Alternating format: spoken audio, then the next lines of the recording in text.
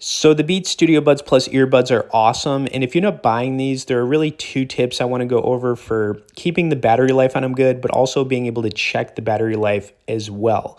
Now, really the first thing here is that when you're not using these earbuds, it's best to keep them in the battery case because the battery case gets around 30 plus hours of charging, and when you don't put them in the case, they just end up dying, and you need to keep the case closed when they're in there.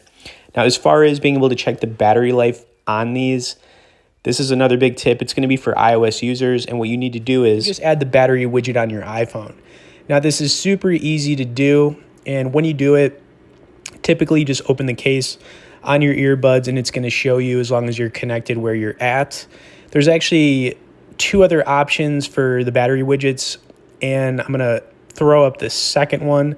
That one's probably the second best option. I would actually go with this one first, so check this out.